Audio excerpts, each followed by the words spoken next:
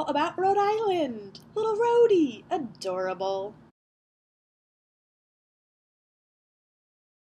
So today I went out to Newport, Rhode Island to view the Newport Mansions. So the mansions, if you're unfamiliar, are a historical set of houses that the Preservation Society has bought and restored to their late 1800s, early 1900s opulence.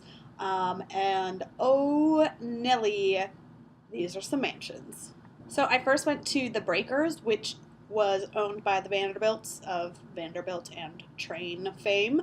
And it's massive. It's huge. You walk in and you are quite literally stunned. It's supposed to remind you of an Italian villa, and I guess in a way it does, although I've never been to an Italian villa, so maybe I'm just projecting. Anyways, it's outlandish, it's huge, and there is a lot to take in. So they provide you with this awesome audio tour, and you can follow it at your own pace. It reminded me a little bit of Alcatraz, and it did have some sound effects, so none quite as delightful as the shivving sounds that Suzanne did not care for in the slightest. Anyways, the audio tour is pretty great. It took about an hour and a half for me to get through the house, and then I went out to the grounds, which are just quite stunning, and it's on the ocean, so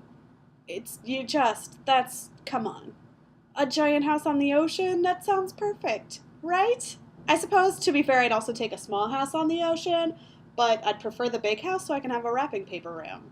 Because that's been a goal of mine for a lot of years, since high school maybe?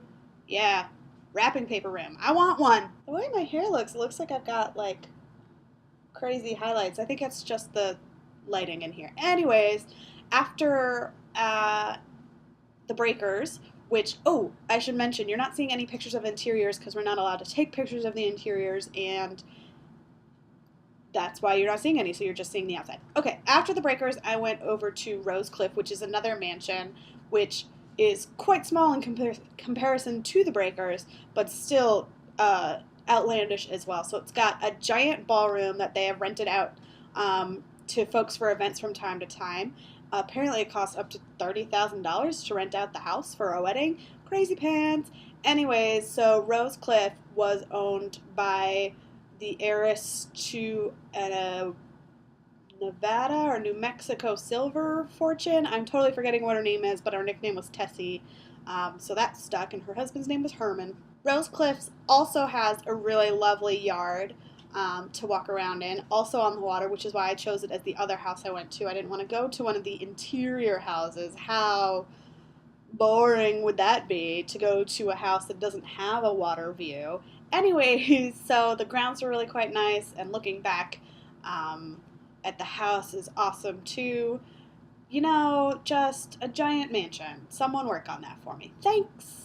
After I was done playing around in Newport, I headed back to Providence and drove to the Federal Hill area, which is also known, or used to be known, but still is sort of known as Little Italy. So I was craving Italian food, so I walked around there for a little while, read a book for a little while because it was like 5 o'clock and that's too early to eat dinner, and I'm not an old lady yet.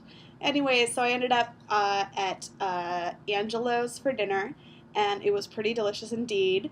I also want to say thanks to anybody from Angelo's. In case you ever watch this, you were really nice to me. They were all really interested in the trip, and that was really nice as well. So a lot of things are nice today.